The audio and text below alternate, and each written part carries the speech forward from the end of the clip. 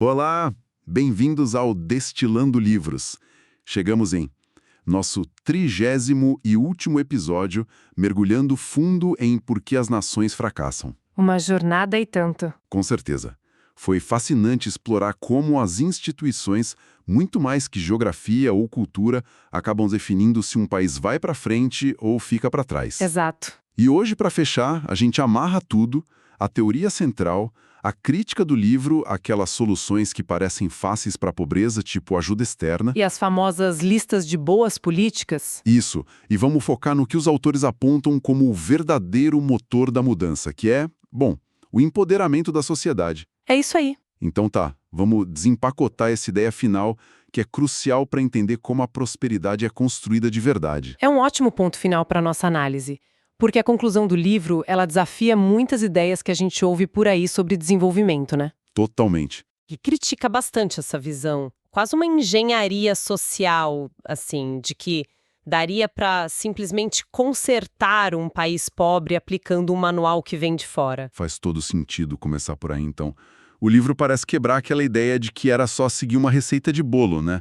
Uma lista de boas políticas. Tipo, controla a inflação, privatiza tudo, abre o mercado. Exato. E aí o país decola. Como se os líderes fossem, sei lá, coitados que só precisavam do conselho certo. Pois é. O livro chama isso de hipótese da ignorância. E rejeita, assim, com força. Hipótese da ignorância? É, a ideia de que os líderes dos países pobres simplesmente não sabem o que fazer para gerar riqueza.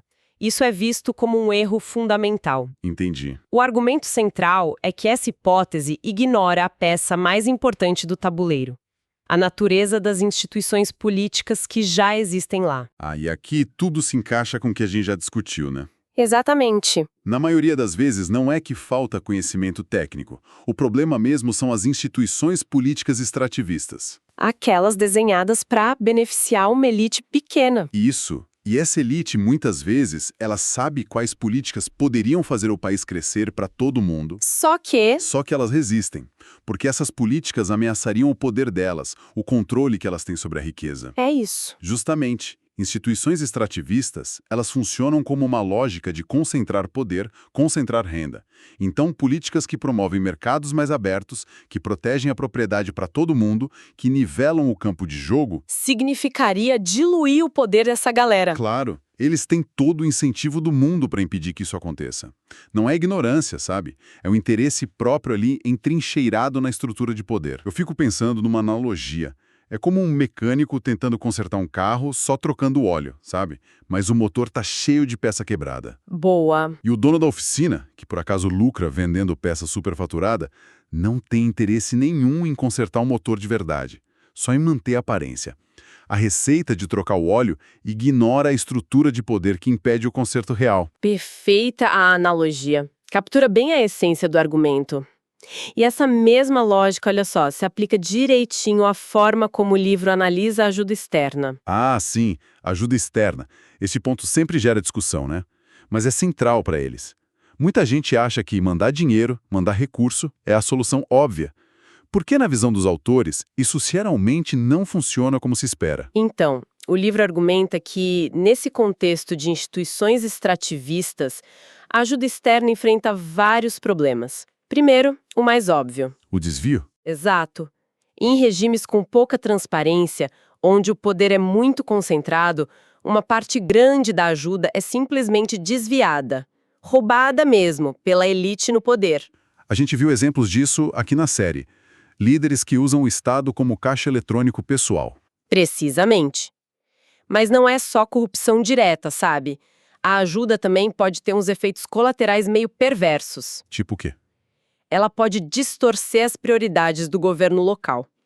Pensa bem, funcionários públicos qualificados, que já são poucos, Sim. eles podem acabar sendo deslocados de tarefas essenciais, tipo construir um sistema de imposto que funciona, garantir segurança, para ficar administrando os projetos dos doadores internacionais, que muitas vezes vêm com uma burocracia enorme. Ah, entendi. Tira o foco do que realmente importa para o país. Pode tirar. E em alguns casos, a ajuda pode acabar sustentando governos que são inchados, ineficientes, governos que talvez nem se manteriam sem essa grana de fora. E tem também a resistência local, né? Mesmo quando a intenção da ajuda é boa. Lembro de um caso que eles citam na Índia. Assim, o da ONG Seva Mandir. É muito bom esse exemplo. Eles tentaram uma coisa que parecia simples: instalar máquinas de ponto eletrônico com biometria para garantir que os enfermeiros fossem trabalhar nos postos de saúde rurais. Uma solução tecnológica para o problema do absenteísmo. Parecia óbvio. Parecia. Mas o que aconteceu? A administração local de saúde, que estava em conluio com os enfermeiros que não queriam ser monitorados, boicotou o sistema.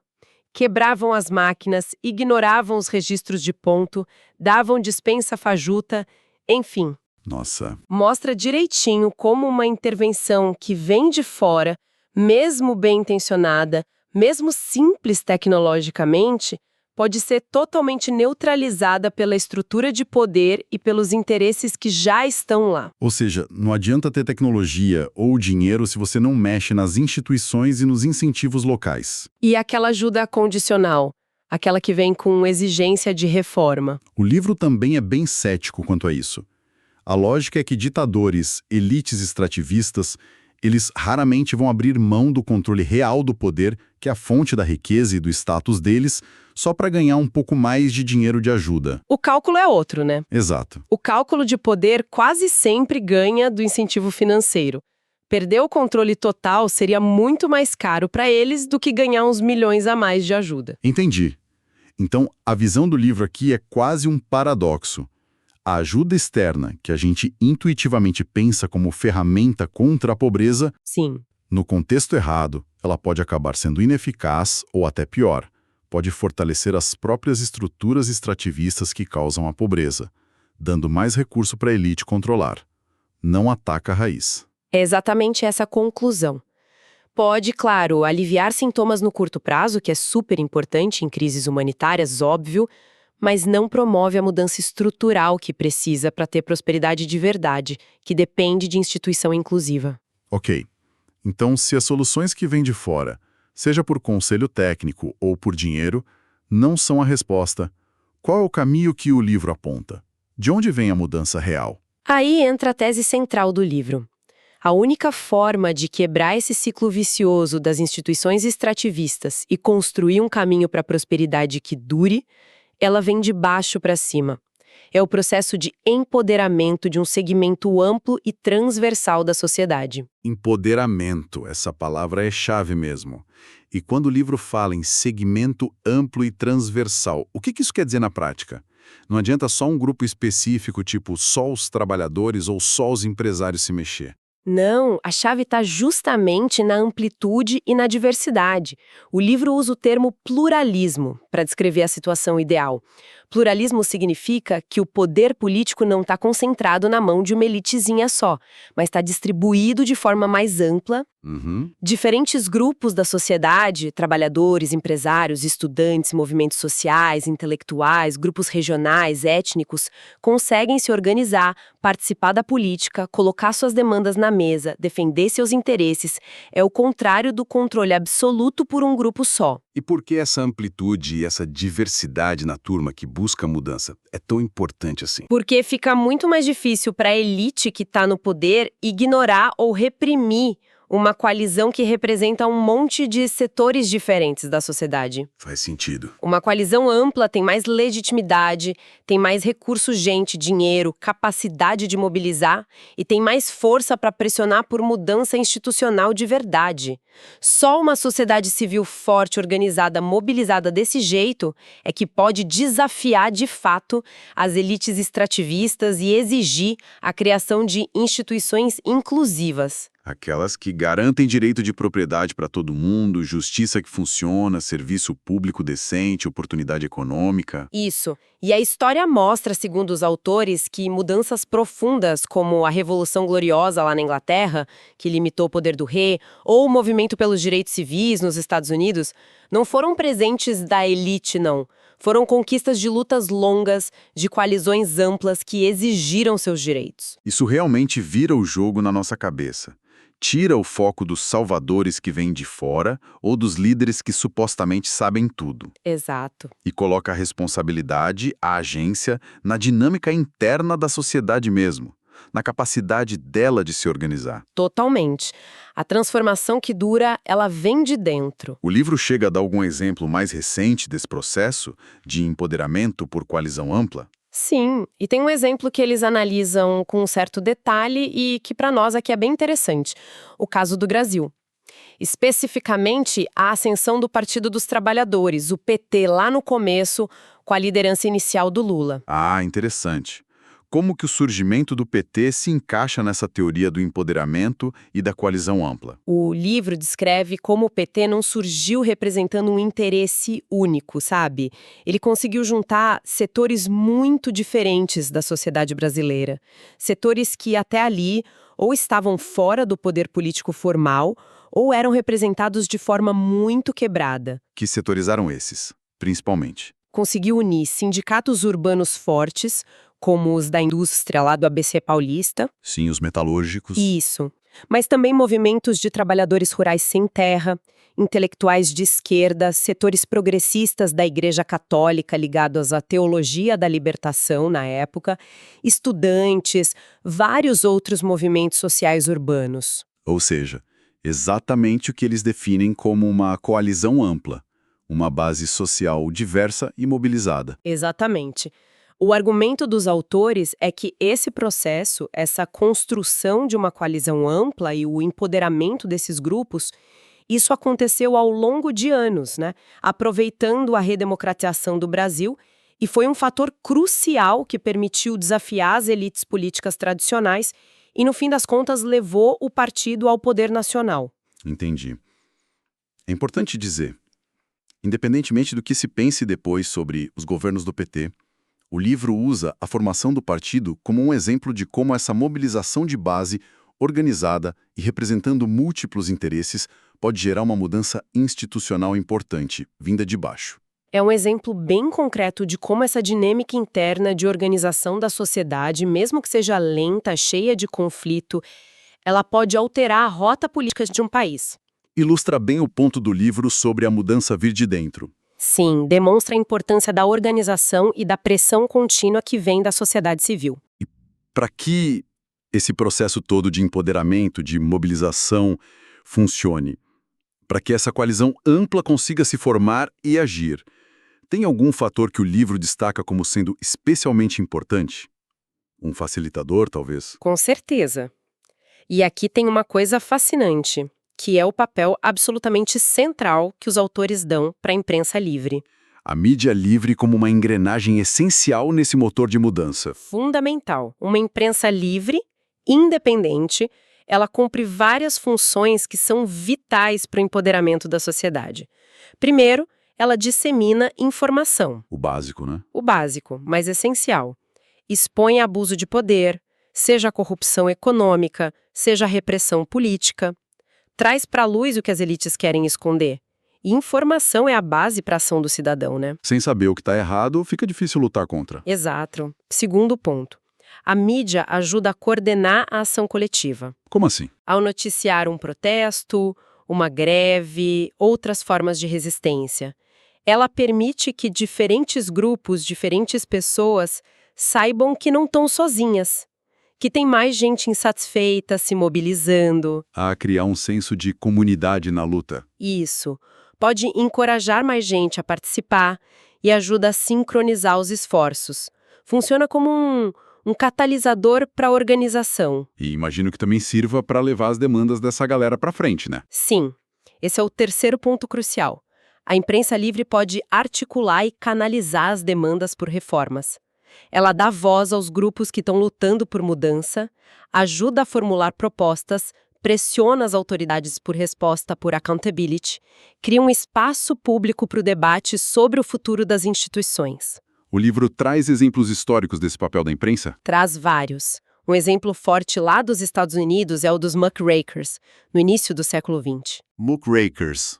Os reviradores de lama. Isso, jornalistas investigativos como a Ida Tarbell, que expôs as práticas de monopólio da Standard Oil do Rockefeller, ou o Upton Sinclair, com aquele livro A Selva, sobre a indústria da carne. Pesado. Muito. As reportagens e livros deles, publicados em jornais e revistas de grande circulação, chocaram a opinião pública e foram fundamentais para criar pressão popular por leis antitruste, regulação de alimentos e outras reformas que tornaram as instituições americanas um pouco mais inclusivas naquela época. E o contrário?